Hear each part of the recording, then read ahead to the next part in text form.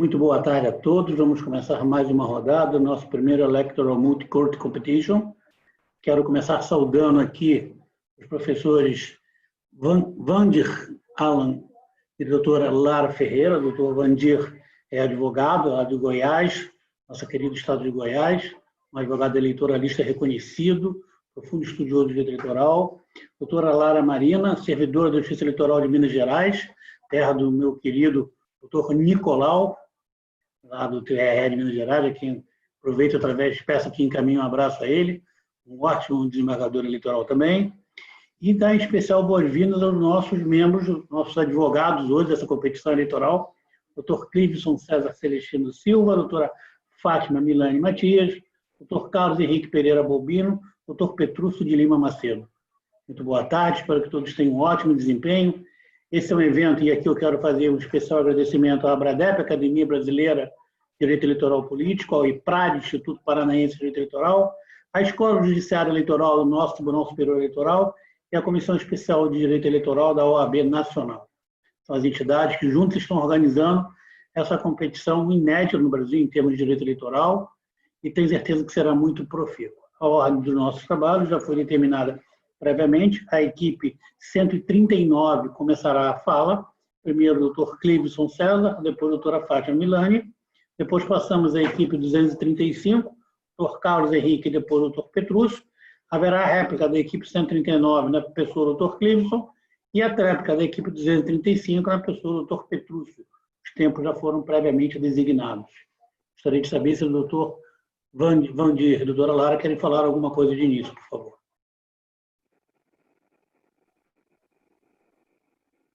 Doutor Vandir, o senhor está com o som desligado.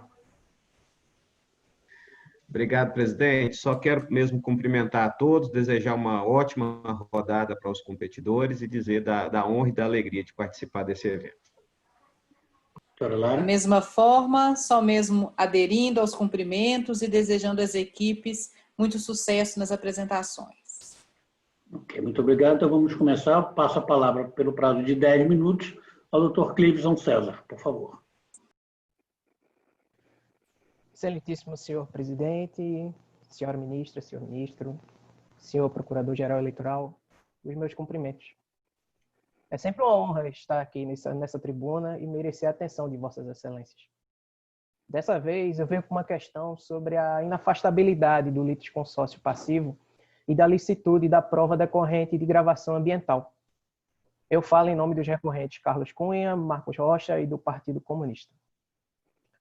Ao iniciar minha sustentação, o meu primeiro pensamento vai para as pessoas que, por qualquer que seja o motivo, encontram-se limitadas no acesso a informações confiáveis. Essas pessoas são alimentadas de dados que não são verdadeiros, em parte ou no todo, e por interesse escuso e não republicano, ofuscando o senso crítico da sociedade durante o pleito eleitoral. É uma das teses que está em discussão aqui. O quão danoso é para o sufrágio a manipulação de informações oriundas de fontes fidedignas e que foram distorcidas por algum empréstimo ignóbil, incorporando variáveis falaciosas ao escrutínio democrático. Meu segundo pensamento vai para as pessoas que, por acreditarem que vale qualquer coisa para fazer valer suas crenças políticas e ideológicas, operacionalizam um esquema para que os eleitores sejam induzidos a trocarem seu direito de escolha dos seus representantes por qualquer coisa insignificante ou promessas vazias. Direito esse que foi conquistado por muita luta, suor e lágrima. Outra tese que está em voga nesse momento é o dano causado ao pleito referente à captação ilícita de sufrágio. Tal prática se assemelha aos tempos do coronelismo, onde senhores de terras amealhavam as pessoas da sua região, quer seja trocando por alguma quinquilharia ou simplesmente por coação, obrigando essas pessoas a votarem nos candidatos ou nos representantes que eram do interesse desses possuintes de terra. O caso em tela trata-se de um recurso ordinário, face de um acórdão prolatado pela Corte Regional Eleitoral do Paraná, de onde, sua vez, advindo de um julgamento de um conjunto de 4 ações. 3 ações de investigação judicial eleitoral e uma ação de impugnação de mandato eleitoral, em desfavor dos recorridos João José Silva. No acórdão do TRE do Paraná, entendeu a respectiva corte que houveram os crimes de propaganda antecipada, mas sem o reconhecimento do pedido explícito de voto, do abuso de poder econômico, com base no relatório do Ministério Público, e do uso indevido dos meios de comunicação, por conta dos disparos em massa, considerando meios de comunicação as redes sociais. Entretanto, houve um afastamento de teses que vão ser discutidas nessa sustentação, como a ausência do litisconsórcio passivo, que com algumas pessoas que associa a acusação de captação de ilícita de sufrágio e a ilicitude da prova decorrente de gravação ambiental. A primeira tese que eu trago à luz é a questão da licitude da prova decorrente da gravação ambiental. Acostado nos autos do processo, existem 2 gravações, todas ocorridas em período pré-eleitoral ou de pré-campanha. A primeira ocorreu no restaurante da família dos candidatos, dos pré-candidatos até então, onde João José Silva, na presença dos seus empregados, começou a fazer promessas de que, caso houvesse vitória dos dois no pleito eleitoral, os funcionários daquele estabelecimento receberiam vantagens futuras na máquina estatal. E a segunda gravação, inclusive essa primeira gravação, ela conta com um relatório, com um atesto de uma testemunha da veracidade dessa reunião. O segundo fato aconteceu numa reunião que não teve nenhum pedido de reserva, mas ainda assim dentro do mesmo restaurante. Agora entre o gerente e um funcionário. O gerente afirmou para esse funcionário que, abre aspas, a vida vai melhorar de quem nos ajudar, fecha aspas. Ou seja, fez uma promessa de compra de voto indireto. É pacífica nessa corte o entendimento de que a gravação ambiental ela é lícita na apuração de crimes eleitorais. Diversos acórdãos na jurisprudência dessa corte podem ser citados, como o RE 45502 do ministro Og Fernandes, ou o do Herman Benjamin, ministro Herman, 81719, que vão nessa mesma linha, que a gravação ambiental é lícita no momento em que se investiga crimes eleitorais. Assim, o acórdão recorrido, ao desconsiderar essa prova, afrontou diretamente com o entendimento do tribunal. Para a segunda tese, é um complemento dessa primeira. Pois não? Eu gostaria de endereçar uma questão sobre esse primeiro ponto, Dr. Cliverson. Okay. Eu queria compreender um pouco melhor se há alguma diferença entre a abordagem que o TSE faz em relação à gravação ambiental, essa egrégia corte aqui, né, na qual estamos reunidos, e os entendimentos fixados pelo Supremo Tribunal Federal, se a equipe chegou a verificar se há adesão, se os dois entendimentos caminham no mesmo sentido ou se há alguma diferenciação entre eles. Bom, Davidson, só um minutinho, por favor. O doutor Vandir quer acrescentar alguma coisa a essa pergunta? Sobre essa questão da... Não, presidente. Ok. Então, só para pegar esse gancho que a doutora Lara bem colocou, doutor Cliverson, o senhor falou em crime. Nós estamos numa ação civil. O senhor também fazia esse nexo entre a questão penal que o senhor suscitou e a questão que nós estamos julgando, por gentileza. Pode continuar. Tudo bem. Então, vamos lá. Sobre a questão da correlação entre a jurisprudência do TSE e a do STF, não tem um entendimento 100% fechado. Inclusive, há um entendimento de repercussão geral sobre essa situação. Agora, o próprio tribunal resolveu dar prosseguimento às ações no que toca à investigação desse tipo de ilícito, desse tipo de crime. Então, para a questão civil, o que está sendo avaliado é se, de fato, essas condutas foram cometidas dentro do pleito eleitoral. Então, para o Tribunal Superior, é válido, sim, a avaliação dessas provas. Agora, o Supremo ainda está fechando entendimento sobre isso. Consegui responder a pergunta? Então, continuando, a minha segunda tese ela é um complemento dessa primeira. E para que haja a análise da gravação ambiental, precisa existir um litisconsórcio passivo.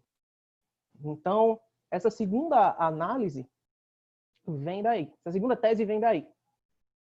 Para que essa corte possa analisar as gravações, precisa também analisar a existência do litisconsórcio. O primeiro litisconsórcio que precisa ser analisado é em relação ao gerente do restaurante, o senhor Pedro Almeida, que foi desconsiderado, porque ele fez a proposta em nome dos candidatos, dos pré-candidatos até então.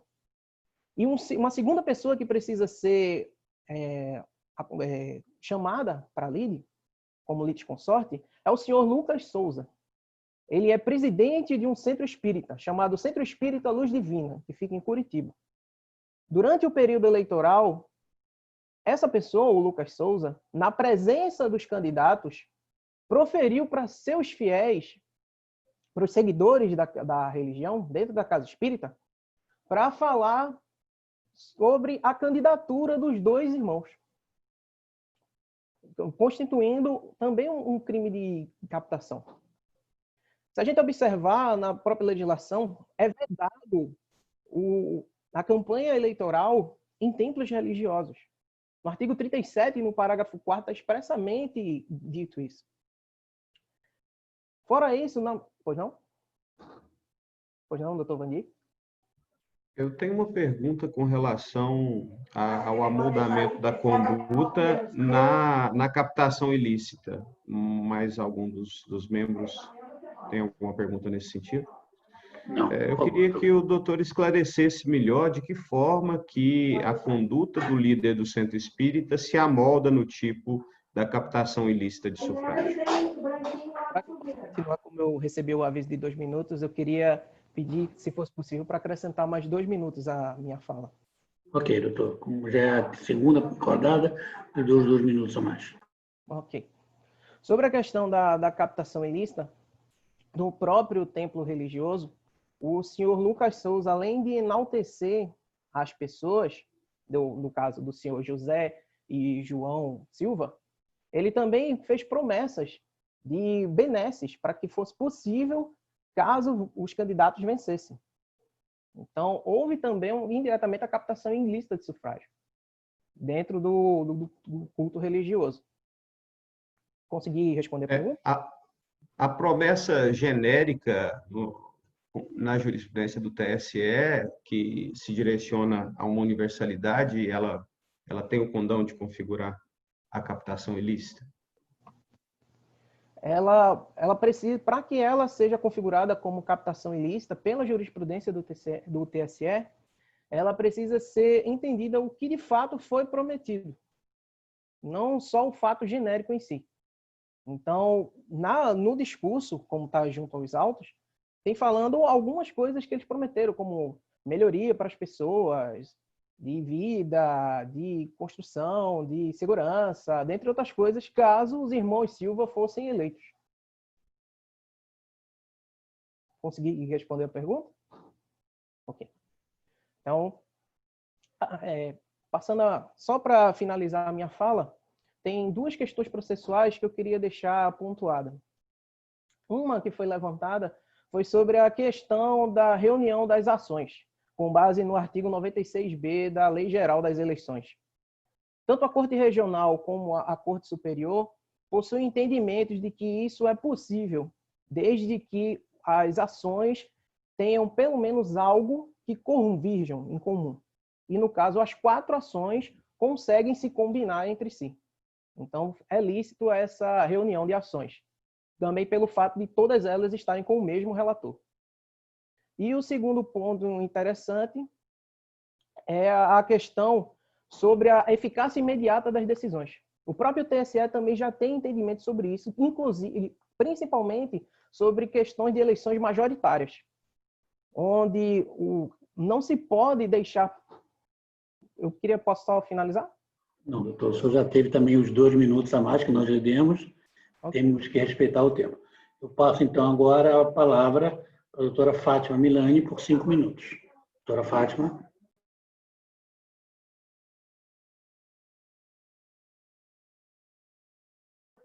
Doutora Fátima, você está com o microfone desligado. Agora sim. Excelentíssimo senhor presidente, senhoras ministras, senhores ministros, senhor procurador-geral eleitoral, meus cumprimentos. Dando continuidade à sustentação do meu sócio, eu trago nesse momento 2 pontos relevantes. O primeiro deles é a criação de uma estrutura de disseminação de notícias falsas, as famosas fake news.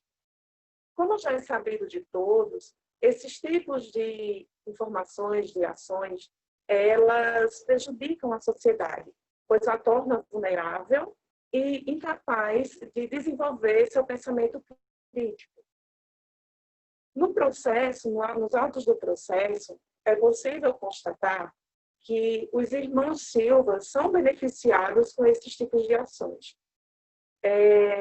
Até porque, nos próprios autos, a gente pode observar que foram utilizadas informações de acontecimentos que ocorreram em uma gestão eleitoral anterior, na qual os irmãos Silva eles não participavam. Essas informações, nós podemos obter elas e é possível visualizar através das redes sociais, como Instagram, Facebook, WhatsApp. Sendo assim, esse tipo de ação, ela fere o artigo 9º da Resolução 23.610 desta Corte. O segundo ponto que se faz necessário mencionar e de extrema importância a gente encontra no relatório do Ministério Público, onde o mesmo apresenta que constatou atitudes ilícitas na utilização de recursos, pois os recursos utilizados, declarados, e os que foram declarados e os que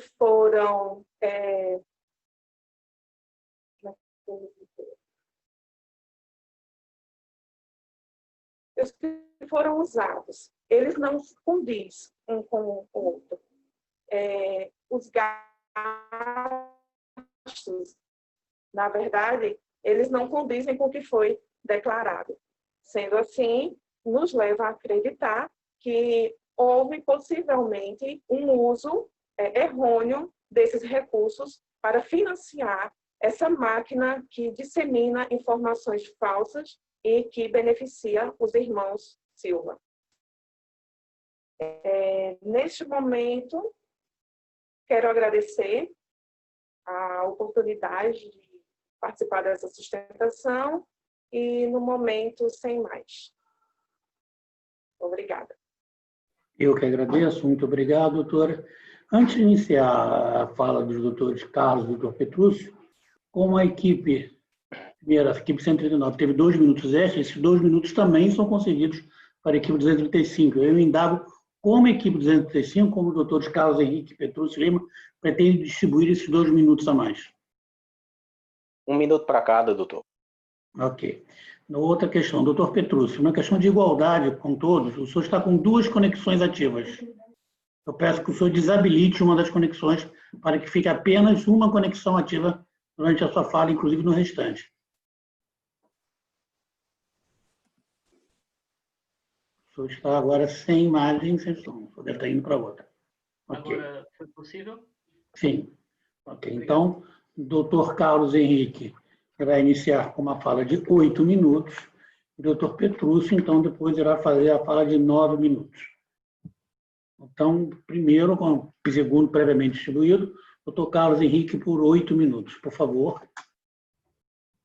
Pois boa tarde, doutor Ricardo, saúdo a todos os excelentíssimos juízes do Tribunal Superior Eleitoral, também a Procuradora Eleitoral nessa tarde de hoje, e saúdo também os nobres advogados da parte adversa, Estamos aqui hoje, eu, Carlos Henrique, Petrúcio Lima, defendendo os interesses dos recorrentes, né, os irmãos Silva, que tiveram uma decisão desfavorável proferida pelo Tribunal Regional Eleitoral da Justiça do Paraná, onde acabou cassando o mandato dos recorrentes, né, e também decretou a inelegibilidade por 8 anos. E esse acórdão foi proferido já com eficácia imediata. Os dois encontram-se afastados atualmente das suas funções, né, para as quais foram eleitas de governador do estado e também de deputado federal, né. Antes de darmos início à parte do mérito da ação, gostaríamos de trazer algumas questões, né, de ordem preliminar para que sejam apreciadas por vossas excelências, né. Uma delas diz com relação à ilicitude da gravação ambiental, esta que já foi reconhecida através do julgado do Tribunal Regional Eleitoral lá do Paraná, né. Então, em respeito ao devido processo legal, requeremos que essas provas sejam desentranhadas dos autos do processo, né, em conformidade com o artigo 157 do CPP, e reiterar que essa gravação ambiental, na verdade, ela foi uma prova preparada, se preparou, se forjou essa prova, e os beneficiários diretos, que são justamente os opositores dos irmãos Silva, foram os principais beneficiários dessa gravação, como se percebe da documentação acostada aos autos. Em todo momento,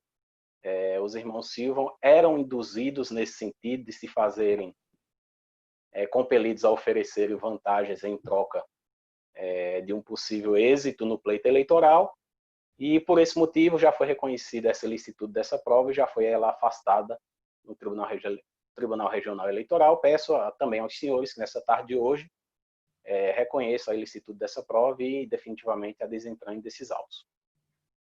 Outro ponto que é imperioso destacar também, ele diz com relação à suspeição do relator do processo. É público e notório, inclusive encontra-se também nos autos do processo, documentações comprobatórias, né, que ligam a pessoa... Doutor Henrique, desculpa. O senhor está levantando uma questão incidental de suspeição do relator. Suspeição do relator desta corte ou da corte ACOR? Da corte ACOR.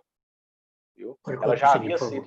Ela já havia sido suscitada no Tribunal Regional Eleitoral, e o próprio relator, ele não se averbou suspeito, e nós reiteramos, né, e pedimos que essa corte reconheça a suspeição do relator e que anule todo o processo, né, até aquela parte inicial. Vejam só, é imperioso destacar que na nossa Constituição Federal, bem como no artigo 8º da Convenção Americana de Direitos Humanos, mais conhecido como Pacto de São José da Costa Rica, ele garante a todas as pessoas o direito de ser julgado por um tribunal competente e imparcial. A nossa Carta Magna também,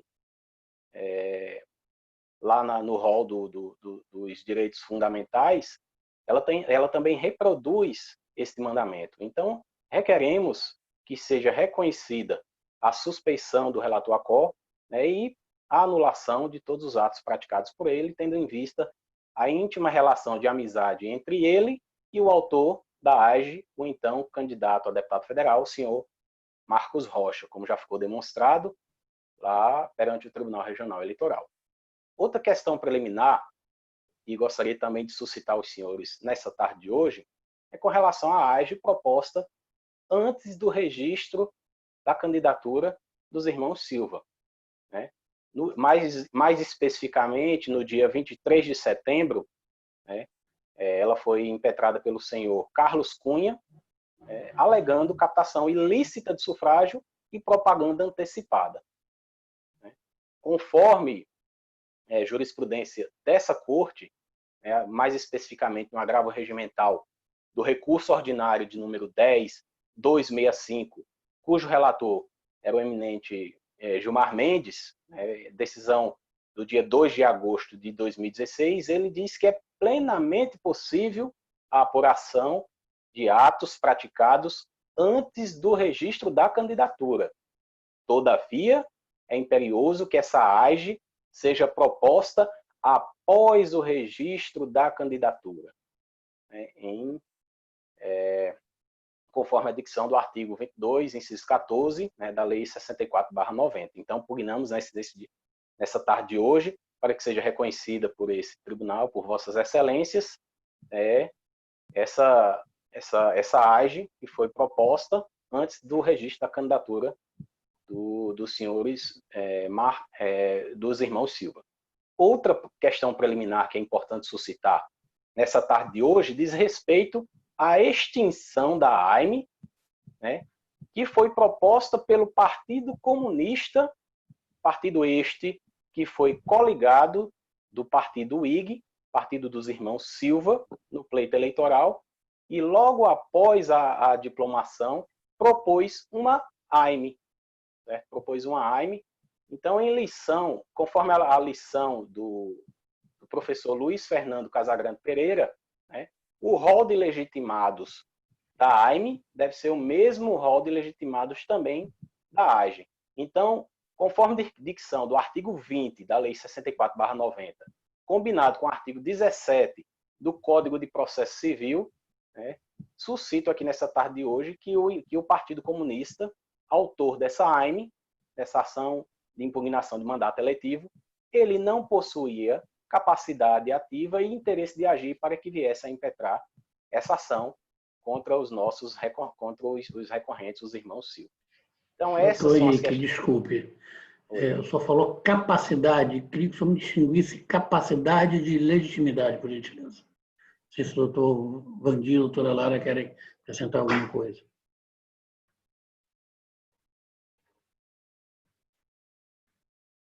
Por favor. Não. Capacidade e legitimidade? Certo.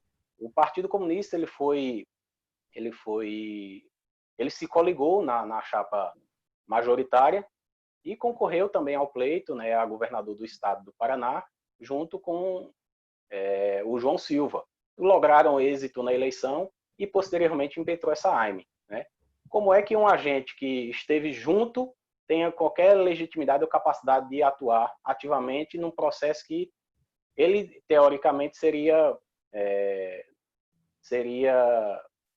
diretamente atingido por essa decisão. Então, tanto o legitimado ativo como o legitimado passivo, nesse caso, eles acabam por se confundirem. Tempo finalizado? Pronto. Sim, eu agradeço, então, doutor. Isso. Para finalizar, o doutor Petrúcio vai dar continuidade com as questões de mérito. Muito obrigado. Muito obrigado. Passo, então, a palavra agora ao doutor Petrúcio Macedo, pelo prazo de 9 minutos, como acertado anteriormente. Doutor Ricardo, boa tarde. O senhor me ouve bem? Sim, lhe ouço. Boa tarde ao senhor presidente dessa mesa, boa tarde a todos os excelentíssimos juízes, notadamente Valdir e Lara Ferreira. Eu sinto que devo explicações a respeito das minhas duas conexões. Eu estava usando a câmera do celular porque ela capta bem, e agora eu passo a expor as razões de mérito por estarmos aqui nesta tarde de hoje. Quero primeiramente também completar a pergunta feita pela doutora Lara sobre a questão das provas ilícitas, sobre o entendimento do STF.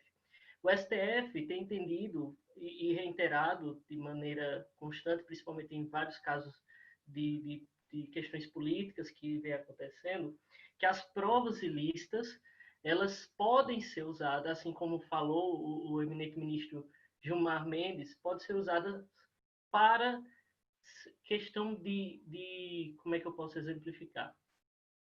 Inocentar o réu. Não pode, sendo, em última instância, a única prova possível. Então, esse é o entendimento do STF. Ademais, o TSE tem entendido pela seguinte questão. Ele tem entendido que as provas ilícitas elas não podem ser usadas para embasar uma acusação, como você pode ver, de acordo com o recurso ordinário 1821, de relatoria do ministro Dias Toffoli, ele diz que as provas ilícitas, tais quais as suas derivadas, não podem ser usadas no processo para embasar acusações. Sendo assim, eu acho que esse ponto esclarecido deixa margem ainda a outra questão da captação ilícita de sufrágio... Doutor Petrúcio, desculpe, o doutor Vandir quer fazer uma indagação. Sim, doutor Vandir. Doutor Vandir, o áudio está desligado, doutor Vandir.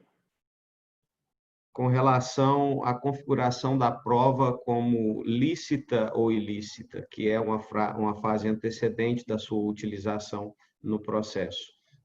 Eu queria que o senhor discorresse sobre a licitude ou ilicitude dessa prova, que consta dos autos. Ok, muito obrigado, doutor Vandir. Sua pergunta é também ela capaz de nos fazer esclarecer que essas provas contidas no processo, especialmente as de gravação, elas são ilícitas porque tidas sem o consentimento da parte adversa no caso. Então, essa ilicitude contamina também a declaração que foi colocada de um ex-funcionário do restaurante que depois virou cabo eleitoral do outro partido. Então, só por isso, por si só, a declaração, por ser de uma pessoa de confiança do outro partido, já deveria ser desconsiderada, mas essa questão da ilicitude. Há também 2 gravações dentro do restaurante que não têm a anuência de todos os partícipes da reunião. Assim, eu gostaria de passar as acusações de mérito e falar da propaganda eleitoral antecipada que foi atribuída aos irmãos. Fala-se de propaganda eleitoral antecipada na pré-campanha, mas para que se configure, se fala também do embasamento que quer configurar a pré-campanha como campanha de fato, sendo que o entendimento da doutrina da jurisprudência é que a campanha de fato só ocorre quando você faz o registro de sua candidatura. Não houve registro de sua candidatura, logo não há campanha. Estamos falando de pré-campanha. Notadamente, há de se falar que houve uma acusação a respeito do tempo a mais que se haveria da rádio. E falou-se também de vários eventos que se teria feito. Ora, suscitou-se aqui a tese do pré-candidato médio. O que seria essa tese do pré-candidato médio? Foi colocado nos autos 2 agravos de instrumento, um de origem, um agravo de instrumento e agravo interno 924 de Várzea Paulista, de relatoria do ministro Tarcísio Vieira, e um agravo de instrumento em recurso especial 4346 de Itabaiana. Esta tese do pré-candidato médio, ela é boa no sentido que ela dá balizas para que os partidos não façam campanhas exageradas nem nada espetacular. Por exemplo, eu colocar um outdoor 20 por 25 no meio da PE 90. Isso não é proporcional. São exageros fáticos, era disso que se tratava lá. Há de se ver a proporcionalidade. Não é porque os irmãos fizeram 75 eventos que eles foram, de fato, beneficiados por isso, sendo que os outros partidos fizeram eventos a mais. Cada caso, cada encontro é um evento de pré-campanha ou de campanha? Não é. Cada encontro é uma discussão política, mas não quer dizer que se oferece a questão de voto, a questão de captação de sufrágio. Então, pré-candidato médio deve ser uma ponderação. Eu não posso pegar a média de todos os candidatos de uma eleição e dividir e dizer que aquilo é o pré-candidato médio. Porque uma eleição na minha cidade de Santa Maria do Cambucá é diferente da eleição da Prefeitura de São Paulo. Os gastos são diferentes, os eventos são diferentes e assim se vai. Essa acusação de captação ilícita de sufrágio, embasada no artigo 41A da Lei das Eleições e também no 299 do Código Eleitoral, tem que encontrar dolo. A questão das acusações não encontrou-se dolo e não se provou. E a questão do registro da candidatura. Eventos pré-campanha não são eventos de campanha. Ora, a legislação é clara em dizer registro da candidatura até o dia da eleição. Não se pode dar uma interpretação teleológica, porque assim como diz Michel Temer, um grande jurista, um grande constitucionalista, in claritas cessat interpretatio. Não há interpretação naquilo que está claro. Sendo assim, não se configura. Houve também uma acusação do uso indevido dos meios de comunicação. Doutor Petrúcio, desculpe. Doutora Lara quer fazer uma indagação. Doutora Lara. Doutor Petrúcio, apenas um esclarecimento. Na linha de raciocínio que o senhor está adotando, chegaremos à conclusão, portanto, de que aos pré-candidatos, uma vez que ainda não houve o registro de candidatura, é possível fazer qualquer tipo de ação? É isso que o senhor está a defender? Não, jamais. Esse precedente do pré-candidato médio, ele justamente veio para que se criasse uma baliza a respeito. Desde já, doutor Marcos, doutor Alberto, eu quero pedir um acréscimo de tempo, sendo que me foi feita 2 perguntas a mais do que a equipe adversa. Eu peço doutor, por hora eu não vou lhe conceder, porque a sua equipe já está com um tempo adicional, em razão da outra equipe ter tido um tempo adicional. Se for necessário, nós podemos reavaliar, mas por hora não, porque o senhor já tem os 2 minutos adicionais. Ok. Doutora Lara, prosseguindo ao que você me pergunta, o pré-candidato médio deve ser justamente uma baliza para que os partidos eles não façam campanhas espetaculares, por exemplo, um outdoor de 20 por 25, como eu citei. Mas o pré-candidato médio deve ser visto no caso concreto. Eu não posso dizer que a minha pré-campanha foi exagerada com 75 eventos, sendo que a campanha do adversário teve a mesma média. Isso não é exagero, entende? Então, não é permitido tudo, mas o que foi feito foi de acordo com o que foi feito dos adversários. Não houve um exagero, não é fático isso. Eu quero expressar também que houve uma acusação de uso indevido dos meios de comunicação proposta em AIME, já dita pelo ministro Marco Aurélio Melo e Laudita Vaz, em sede de 2 recursos especiais, que não deveria ter sido proposta por partido coligado, mas que o recurso especial eleitoral 10.070 consagra que não há de se falar em tratamento idêntico, mas tratamento isonômico. E os 90 minutos que o irmão Silva falou a mais na rádio eram em programa diverso, e isso não se converte em benefício dos candidatos. Para encerrar, eu quero falar aqui também de uma acusação leviana de fake news que foi feita pela acusação no sentido de que haveria disparos em massas. Eu quero saber se os candidatos são responsáveis pela atitude de terceiros, como falava a eminente advogada de Jair Bolsonaro de 2018. E assim finalizo. Muito obrigado, doutor. Para a réplica, então, nós vamos ouvir agora o doutor Cliveson. 3 minutos. Ok. Excelentíssimos ministros, ministras, eu queria só levantar alguns pontos que foram tratados na sustentação dos meus colegas de defesa. Sobre a questão da extinção da AIME por incidência de ilegalidade, a AIME só foi proposta depois do resultado das eleições. Como a própria jurisprudência pacífica dessa corte tem falado, no momento em que a eleição termina, a coligação se desfaz. Um exemplo está no acordo do ministro Peçanha Martins. Com o fim das eleições, desfazem-se as coligações, retomando o partido político legitimidade para ajuizar ações ou interpor recursos isoladamente. Então, nessa situação, não se justificaria a nulidade da ação de impugnação do mandato eleitoral. Sobre a licitude da gravação, a gente já citou em nossa sustentação. A gravação é lícita e a própria jurisprudência dessa corte tem dado legitimidade a esse tipo de gravação. O ambiente onde elas foram feitas é um ambiente público. Mesmo sendo de propriedade privada, ele tem um acesso público. Além disso, a suspeição do relator, existe uma grande diferença entre a suspeição e o impedimento. A suspeição é algo que precisa ser avaliado. E naquele momento, no juiz Acó, não houve essa avaliação e o relator não se declarou suspeito. Então, a ação também é legítima. Sobre a questão de fake news e captação ilícita de sufrágio, foi anexado acostado aos autos um conjunto de prints de redes sociais como WhatsApp, Facebook e Instagram, que legitimariam essa máquina feita de forma indireta por pessoas que eram simpatizantes a essa campanha. E na própria jurisprudência dessa corte também tem falado sobre isso, que mesmo que a ação tenha sido feita por terceiros, mas que você tenha se beneficiado, você também precisa ser responsabilizado. Além disso, na diferença de valores entre o que foi relatado pelo Ministério Público, entre o que foi propriamente prestado conta e o que foi gasto, esse valor a mais foi gasto, recebido de forma ilícita. ilícita, configurando o que conhecemos como caixa 2. Nos autos também é possível verificar isso. Então, no momento, sem mais, apenas agradecendo mais uma vez a oportunidade de estar aqui nessa tribuna.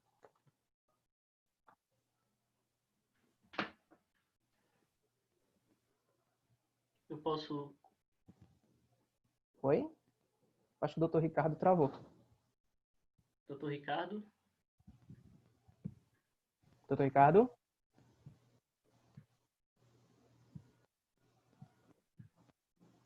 Doutor Ricardo? Doutor Ricardo teve um probleminha de conexão, mas já está retornando à sala, ok? Ok. Certo.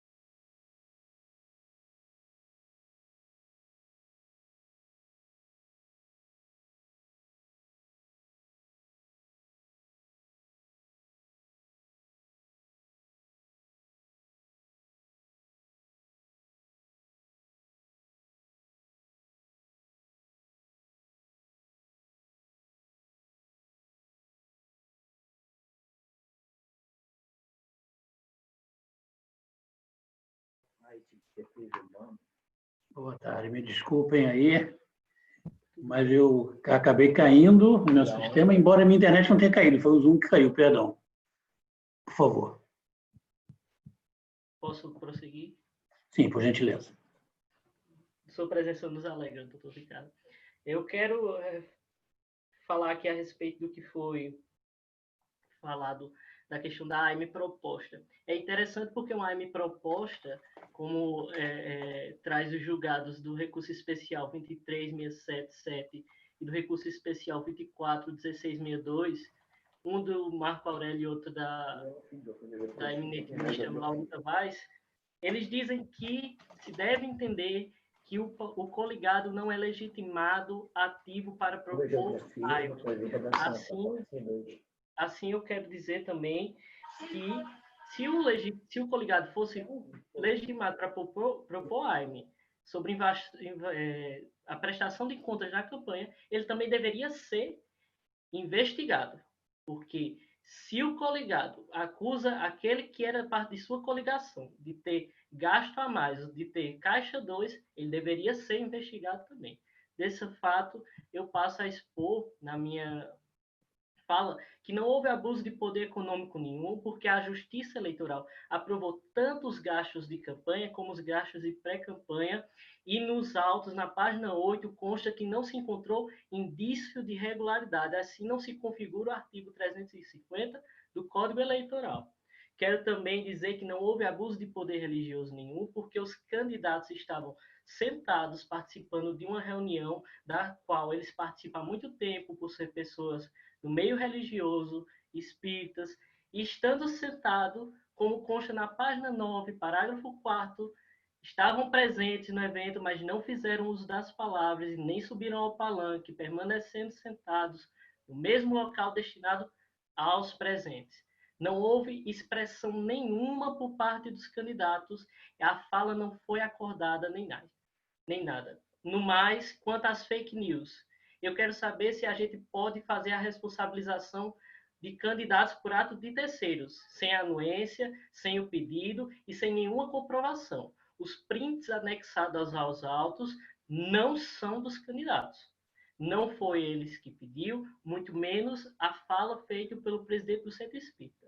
Assim, eu quero pedir a esta Corte que reforme integralmente a sentença proferida pelo TRE do Paraná. Assim eu peço. Boa tarde a todos. Boa tarde, presidente.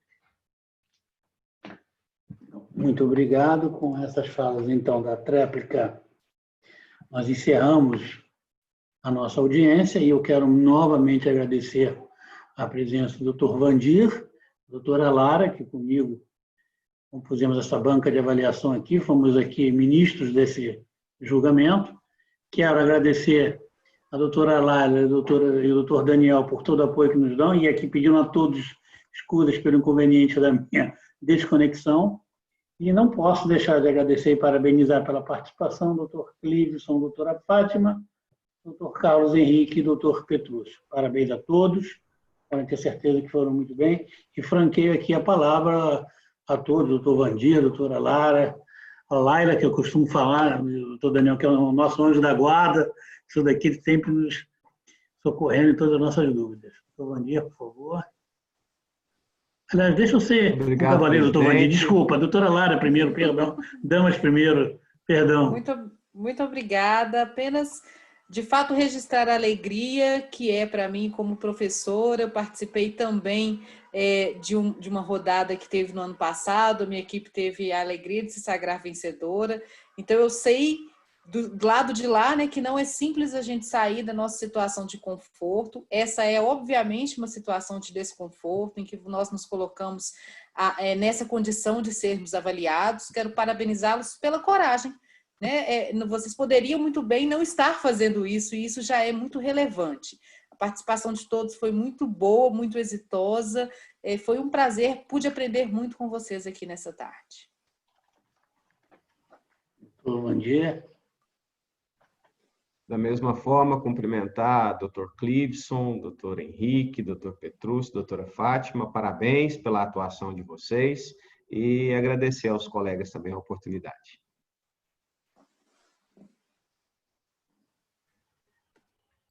Vou passar rapidamente aí a palavra para que a doutora Laila encerre a sessão, ela está presente conosco. Agradeço aos competidores, parabenizo o Dr. Cleveson, peço ao Dr. Cleveson que transmita à doutora Fátima o nosso reconhecimento pelo seu esforço em participar dessa rodada, doutor Cleveson. Também ao doutor Petrúcio, ao doutor Henrique, parabéns aos competidores. Muito me orgulha todo o esforço que desenvolvemos para que essa competição aconteça. Ele é legítimo diante de uma rodada como essa. Quero que todos vocês saibam disso. Muito obrigado mesmo aos juízes, avaliadores, ao doutor Vandir, doutora Lara, doutor Ricardo Alberto, que também conduziu aí esse painel, e a vocês, competidores, que haja um caminho se abrindo aí na carreira de vocês imenso, e que vocês coloquem sempre muita força naquilo que vocês querem, porque quando a gente coloca força e vontade no que a gente quer, o caminho se abre. Parabéns. E doutora Laila, a senhora que é a primeira de seu nome nessa Electoral Multi-Court Competition, por favor, encerre a rodada. E reiterar as congratulações às equipes brilhantes e parabéns pelo esforço, como o Dr. Daniel disse, que foi visível, da oradora Fátima tentando se conectar e cumpriu sua função belamente. E efusivamente agradeço aos nossos excelentíssimos avaliadores pela presença, por estarem aqui abrilhantando nossa competição, em especial ao nosso presidente, Dr. Ricardo Alberto, que, como o Dr. Marcelo Vaik disse, nosso maior sócio do IMUT. E rogo aos avaliadores que, por favor, preencham, assim que terminar a sessão, as fichas de avaliação. Estamos à disposição para sanar quaisquer dúvidas. e vamos encerrar agora. Muito obrigada, gente. Uma boa tarde, tudo de bom para todos. Tchau. Tchau, tchau. Boa tarde, até mais, gente.